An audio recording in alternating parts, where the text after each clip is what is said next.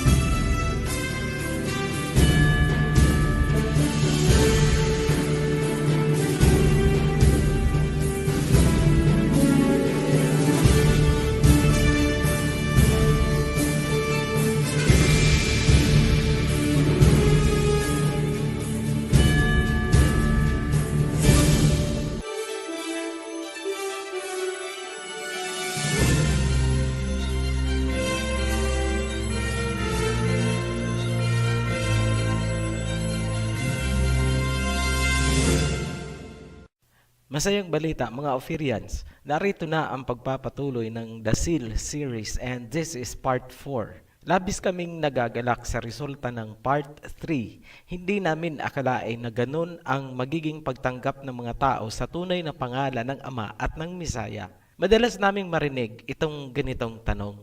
Gusto naming sumunod sa pagsamba sa tunay na pangalan. Paano ba kami magsisimula? Paano namin gagawin? Klaruhin lang po muna natin, baka akalain ng iba na nagsisimula na ang Ophirian na magtayo ng relihiyon. Hindi po ganun. Ang tanging ginagawa ng Ophirian heritage ay gisingin ang consciousness ng bawat Ophirian. Meaning, ang Ophirian heritage ay isang consciousness at hindi isang religious organization. Ginising lang namin ang Shemite o Semitic Hebrew consciousness sa inyong mga diwa. Hanggang dyan lang po ang ginagawa ng Ophirian. Ang direksyon ng consciousness na iminumulat natin ay isang napapanahong spiritual awakening na maghahatid sa inyo upang tanggapin ang marka ng totoong may likha na sinasamba ng ating mga ninunong Hebrews.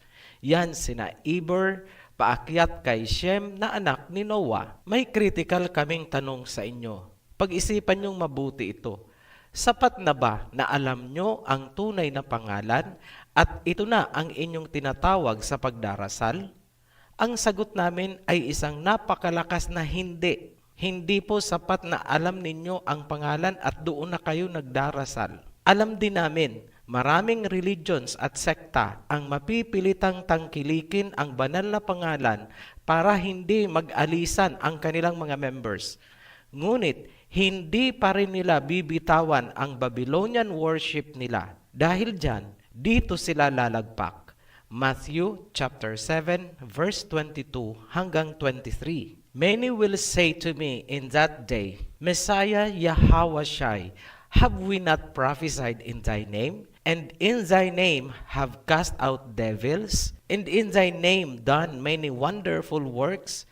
And then will I profess unto them, I never knew you. Depart from me, ye that work iniquity. Ibig sabihin, hindi lahat ng tumatawag sa pangalan or kahit nagpapalayas ng demonyo at nakakagawa ng mga milagro ay makakaligtas. Depart from me, lumayo kayo sa akin.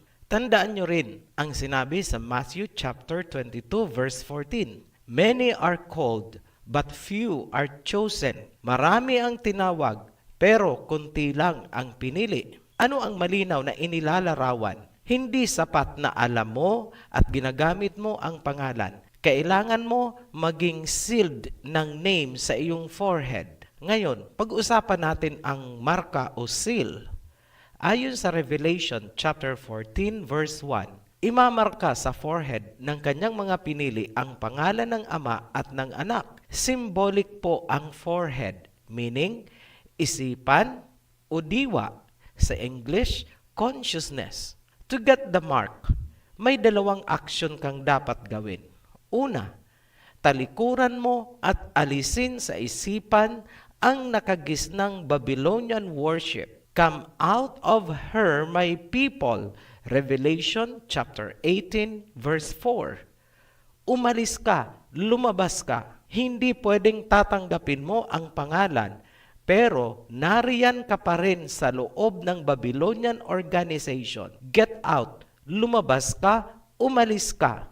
You cannot serve two masters. Matthew chapter 6 verse 24. Kapag nagawa mo nang umalis, repent. Pagsisihan mo ang mga nagawa mong kasalanan noong ikaw ay nasa loob pa ng Babylonian worship. Then, submit yourself to baptism. Magpabautismo ka sa pangalan ng Ama at ng Anak at huwag na huwag kang babalik sa Babylonian worship. Napakalaking kasalanan ang matapos mong tanggapin ang katotohanan ay tatalikuran mo at ikaw ay babalik sa Babylonian system. Pag-usapan natin ang baptism. Nais naming linawin na ang baptism ay hindi pagbibigay ng pangalan. Kalimutan nyo na ang Babylonian doctrine na yan. Ang bautismo ay isang banal na pakikipagtipan or commitment sa may likha at hindi sa isang relihiyon o sekta. Sa madaling salita, nagpapamember ka sa isang higher spiritual consciousness at hindi sa worldly religions or anumang organisasyon. Ngayon, ano ang baptism? Basahin natin sa Romans chapter 6 verse 4. We were therefore buried with him through baptism into death in order that just as Yahushua was raised from the dead through the glory of the Father, we too may live a new life. Sa pamamagitan ng bautismo, tayo ay ililibing gaya ng Mesaya na namatay para tayo ay tubusin. At tayo ay babangon mula sa tubig gaya ng pagbangon ng Mesaya mula sa kamatayan.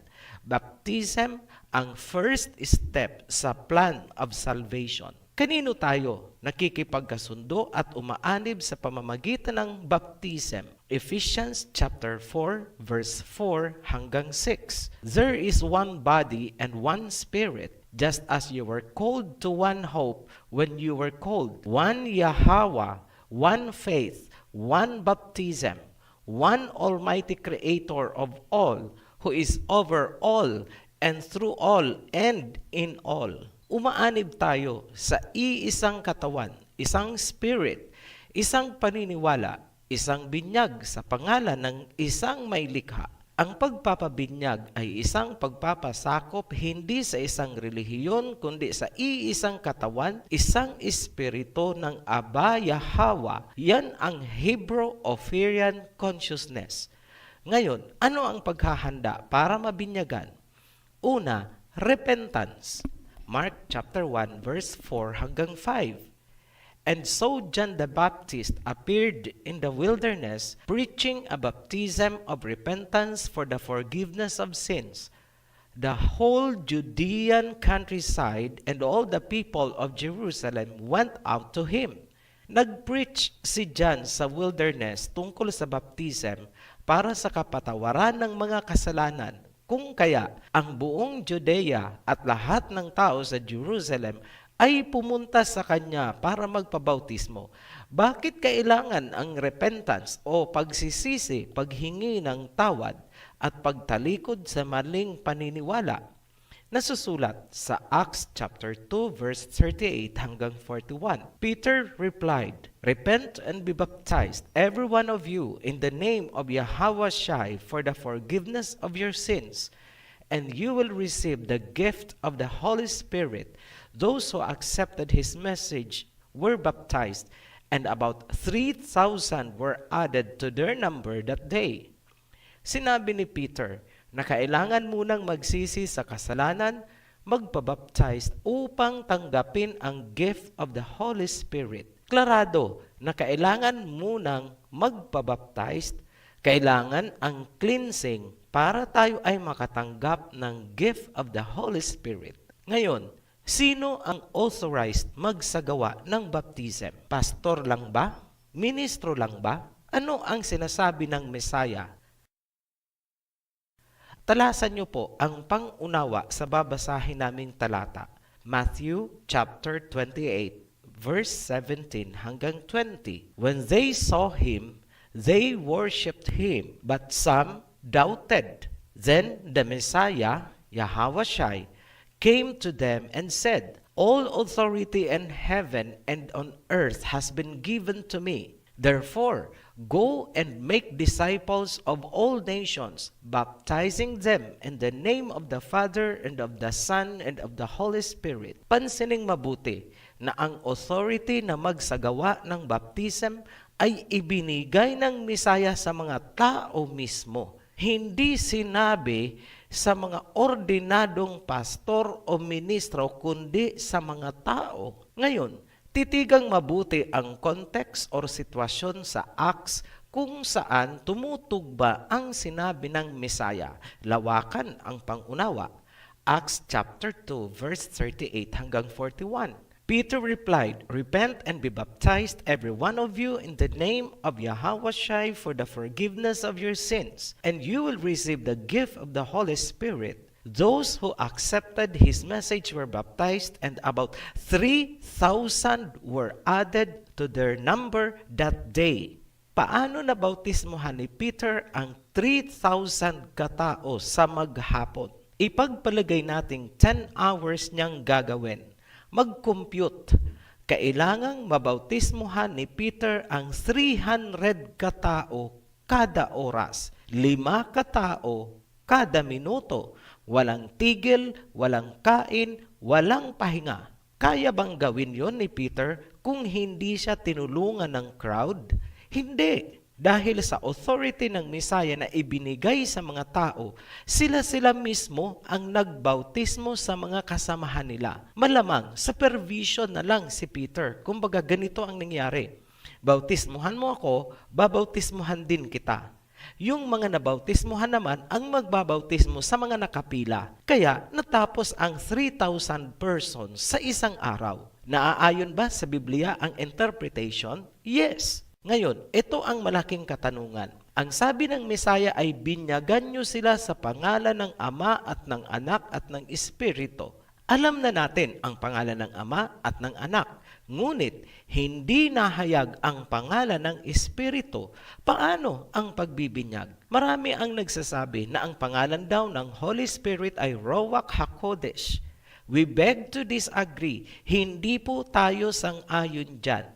Ang Ruach HaKodesh ay hindi pangalan kundi title. Ang Ruach ay translated as spirit, breath, or air, or wind. At sa Greek naman ay pneuma. Ang meaning naman ng Kodesh ay holy. Adjective po yan. Kaya kung akala nyo na ang salitang Ruach HaKodesh ay pangalan ng Holy Spirit, mali po. Parang tinagalog mo lang ang salitang Holy Spirit at sinabi mong banal na espiritu. Ganyan lang po ang Ruach HaKodesh. Ang totoo, walang nakakaalam kung ano ang pangalan ng Holy Spirit. Hindi po yan revealed. Kung may nakakaalam niyan, walang iba kundi ang Messiah dahil siya ang magsasagawa ng final baptism by fire and spirit. Pakinggan po ulit natin ang sinabi ni John the Baptist. Luke chapter 3 verse 16. John answered them all, I baptize you with water, but one who is more powerful than I will come, the straps of whose sandals I am not worthy to untie. He will baptize you with the Holy Spirit and fire. Sinabi ni John na ang baptism niya ay sa tubig lamang. Ngunit merong magkukumpleto ng bautismo sa pamamagitan ng apoy at espiritu. Tinutukoy niya ang Mesaya. Ngayon, ano ba talaga ang nangyayari sa oras na nag-invoke tayo ng pangalan ng Ama at ng Mesaya sa oras ng bautismo? Matthew chapter 18 verse 20. For where 2 or 3 gather in my name, there am I with them. Kung saan ang 2 o 3 ay nag-iipon sa pangalan ko, naririyan ako. At the very moment na sambitin ang mga katagang, I baptize you into the name of Abba Yahweh, Messiah Yahweh Shai, and the Holy Spirit, na andyan ang Messiah hovering among you at the very moment of baptism. Kukumplituhin ng Messiah ang ginawa niyong water baptism. Isusunod niya ang bautismo sa apoy at espiritu gaya ng sinabi ni John the Baptist. Ang baptism ay hindi biro-birong gawain. Yan ay oras kung saan bumubukas ang kalangitan tulad sa nangyari noon sa Messiah bilang foreshadow para bigyan tayo ng idea kung gaano ito kasagrado. Sa akto na inilubog ang katawan sa tubig, sinisimbolo ang paglilibing ng tao sa piling ng Messiah. At sa moment na iniahon ang katawan sa tubig, sinisimbolo ang muling pagkabuhay ng tao sa piling ng Messiah. Ano ang procedure? Ito na po, bibigay namin ang procedure. Step 1.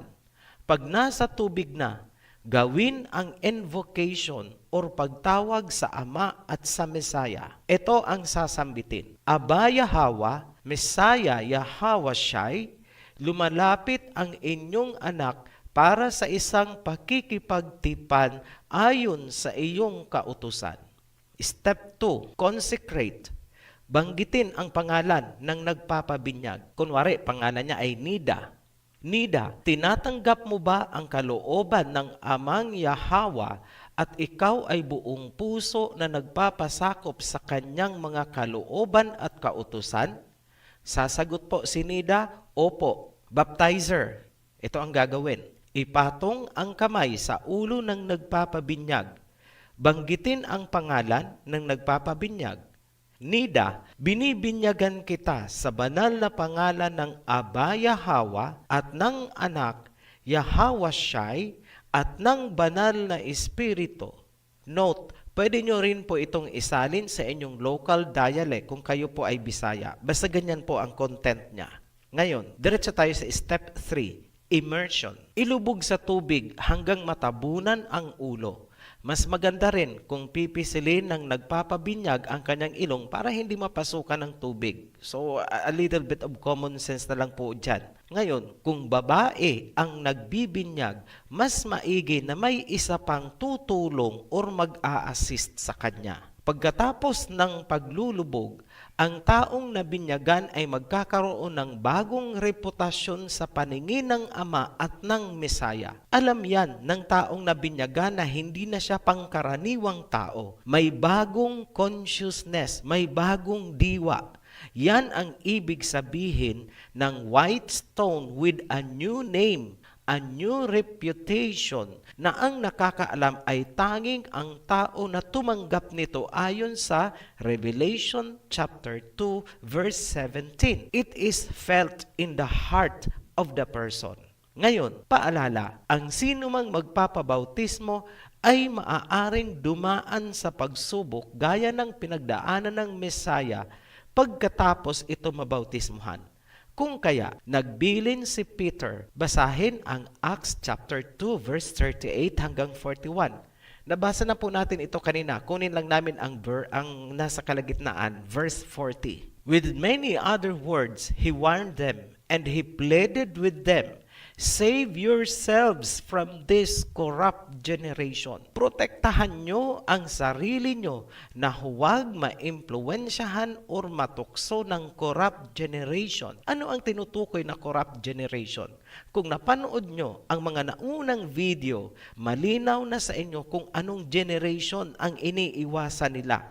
Yung Babylonian system na hanggang ngayon ay namamayagpag sa ating society. Tibayan ang kalooban. Kapag nakita ng mga supporters nitong Zeus cult na ito na iba ang iyong paniniwala, iba sa kanila, tatawagin ka na nilang Antikristo at ikaw ay tatawagin ding kulto. Ngunit, alam mo sa kalooban mo na ikaw ay may ibang reputation na nakasulat sa white stone at ikaw lang ang nakakaalam. Hindi nila alam yon. Sa sino mang nagnanais na magpabautismo, consider nyo muna itong mga preparation at saka mga bits and pieces of advice. Maraming pinapatupad na kautusan ang Aba Yahweh, maraming ipinagbabawal. Ngunit huwag niyong titingnan ang mga yan bilang hadlang sa pagpapabautismo. Alam ng Ama na kung pagbabasihan lang ang kakayahan nating sumunod, walang sino mang tao na makakatupad. Ngunit, hindi ibig sabihin na kung walang taong 100% na makakatupad ay baliwala na ang mga kautusan. Alam din ng Ama na lagi tayong may pagkukulang, laging nagkakasala. Ngunit, alam niya kung ang pagkakasala ay isang pagkukulang lamang o mga hindi sinasadya. Nakatingin siya sa ating mga puso at diwa. Alam niya kung ito ay willful o tahasang pagsuway. Halimbawa, alam mo nang hindi nararapat ang mga graven images tapos sumama ka pa rin sa prosesyon. Yan ay tahasang pagsuway. Isa nga palang paalala pa. Kapag ikaw ay nagpabautismo, there is no turning back. Hindi po kaning isusubo ang baptism na kapag napaso ay iluluwa. Nobody is perfect. Alam po natin yan. Kung kaya may grace na ibinigay sa atin. Ngunit tandaan na hindi covered ng grace ang mga sinasadyang paglabag sa kautusan.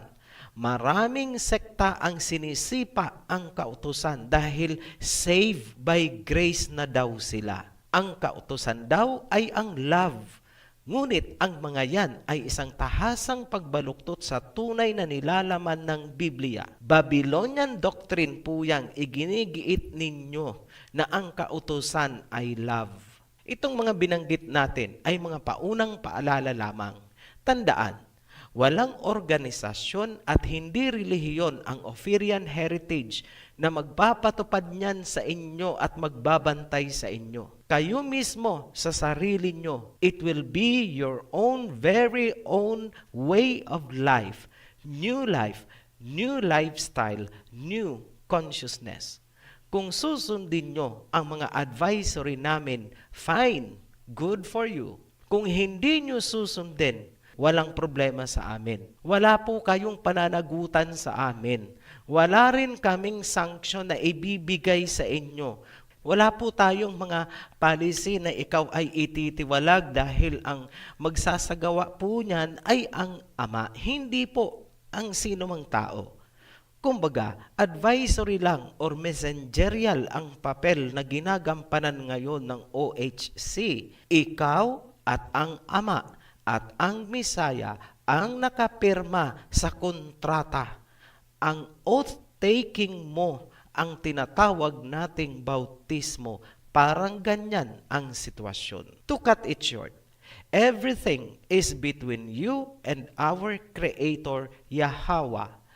Relasyon mo yan sa Ama at sa Misaya.